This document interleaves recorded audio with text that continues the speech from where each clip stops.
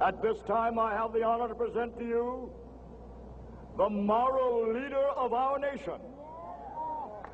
I have the pleasure to present to you Dr. Martin Luther King, Jr.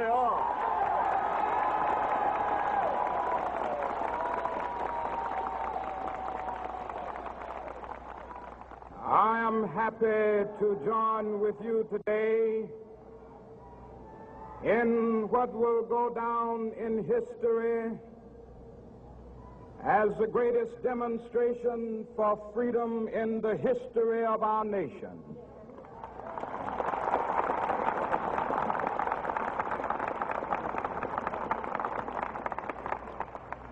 Five score years ago,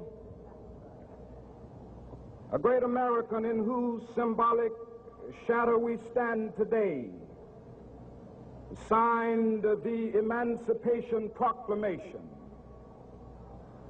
This momentous decree came as a great beacon light of hope to millions of Negro slaves who had been seared in the flames of withering injustice.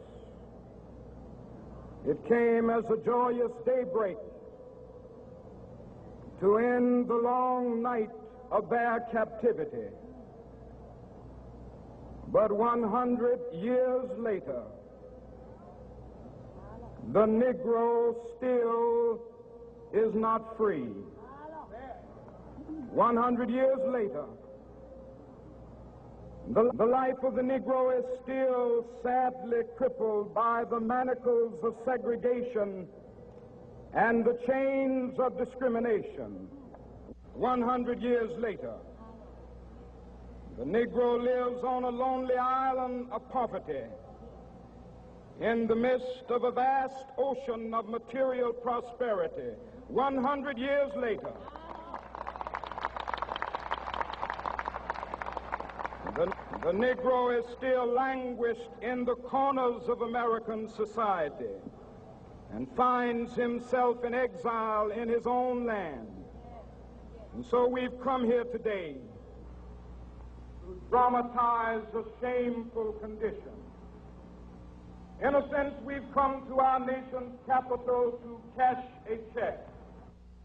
When the architects of our republic wrote the magnificent words of the Constitution and the Declaration of Independence, they were signing a promissory note to which every American was to fall heir. This note was a promise that all men, yes, black men as well as white men, would be guaranteed the unalienable rights of life, liberty, and the pursuit of happiness. It is obvious today that America has defaulted on this promissory note insofar as her citizens of color are concerned. Instead of honoring this sacred obligation, America has given the Negro people a bad check, a check which has come back marked insufficient funds.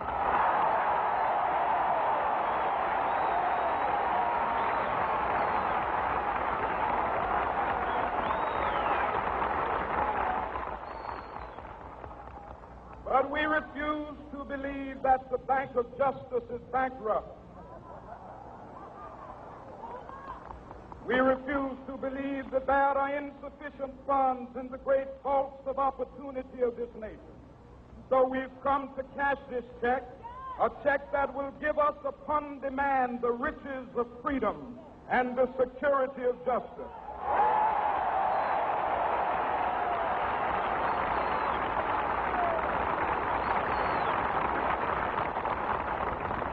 We have also come to this hallowed spot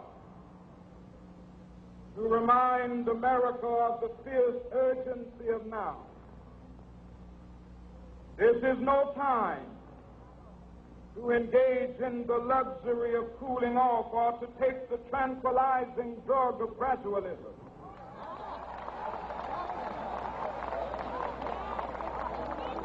Now is the time to make real the promises of democracy. Now is the time to rise from the dark and desolate valley of segregation to the sunlit path of racial justice. Now is the time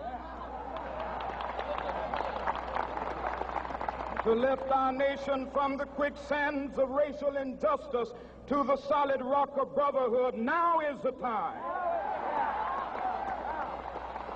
to make justice a reality for all of God's children. It would be fatal for the nation to overlook the urgency of the moment. This sweltering summit of the Negro's legitimate discontent will not pass until that is an invigorating autumn of freedom and equality. 1963 is not an end, but a beginning. Those who hope that the Negro needed to blow off steam and will now be content will have a rude awakening if the nation returns to business as usual.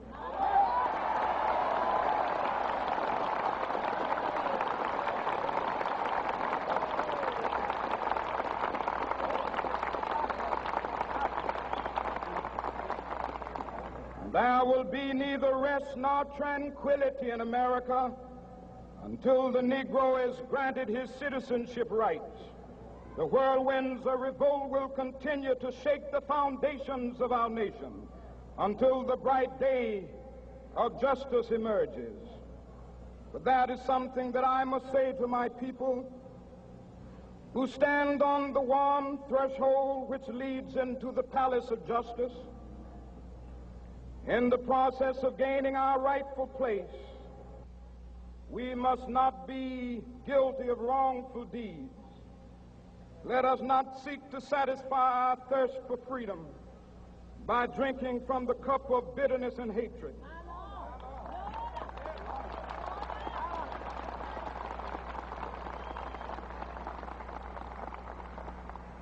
We must forever conduct our struggle on the high plane of dignity and discipline. We must not allow our creative protests to degenerate into physical violence. Again and again, we must rise to the majestic heights of meeting physical force with soul force. The marvelous new militancy which has engulfed the Negro community must not lead us to a distrust of all white people. For many of our white brothers, as evidenced by their presence here today, have come to realize that their destiny is tied up with our destiny.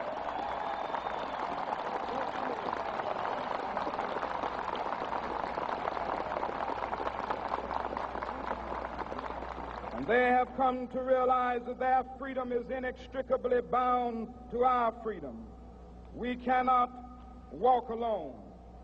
And as we walk, we must make the pledge that we shall always march ahead. We cannot turn back. There are those who are asking the devotees of civil rights, when will you be satisfied? We can never be satisfied as long as the Negro is the victim of the unspeakable horrors of police brutality. We can never be satisfied as long as our body is heavy with the fatigue of travel, cannot gain lodging in the motels of the highways and the hotels of the cities.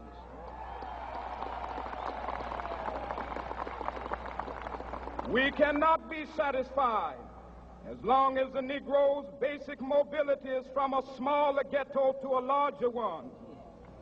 We can never be satisfied as long as our children are stripped of their selfhood and robbed of their dignity by signs stating for whites only.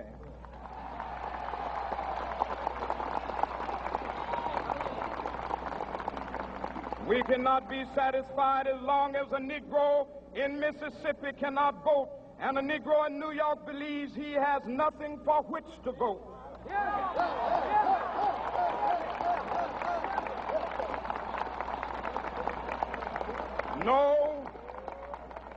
No, we are not satisfied, and we will not be satisfied until justice rolls down like waters and righteousness like a mighty stream.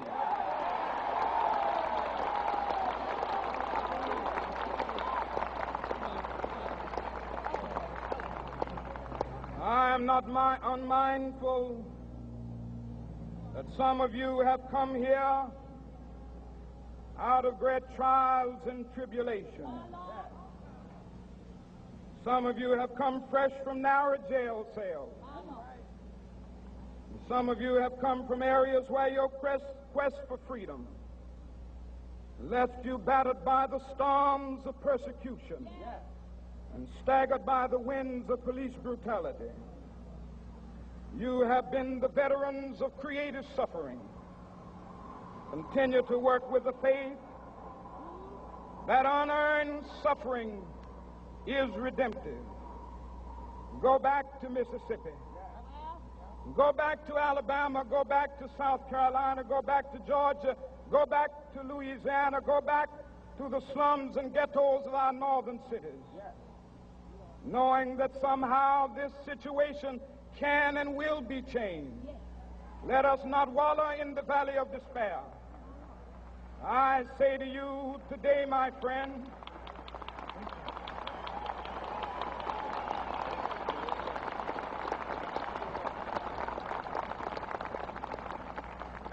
so even though we face the difficulties of today and tomorrow, I still have a dream. It is a dream deeply rooted in the American dream. I have a dream that one day this nation will rise up and live out the true meaning of its creed. We hold these truths to be self-evident, that all men are created equal.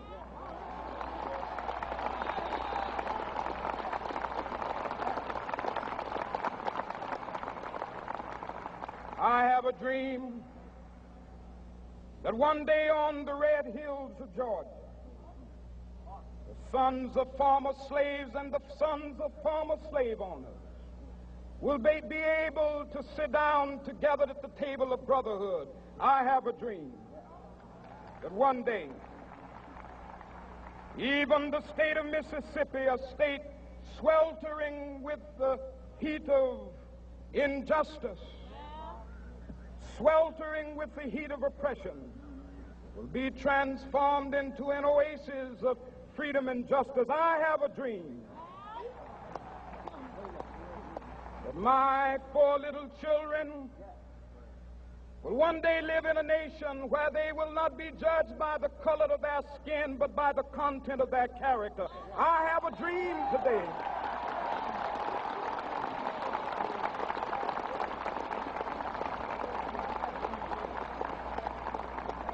I have a dream that one day, down in Alabama, with its vicious racists, with its governor having his lips dripping with the words of interposition and nullification, one day right there in Alabama, little black boys and black girls will be able to join hands with little white boys and white girls as sisters and brothers. I have a dream today.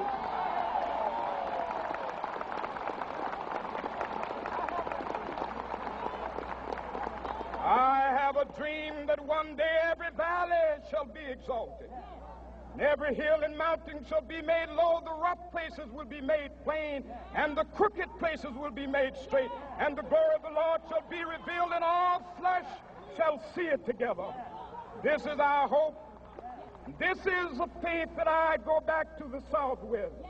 With this faith, we will be able to hew out of the mountain of despair a stone of hope. With this faith, we will be able to transform the jangling discords of our nation into a beautiful symphony of brotherhood.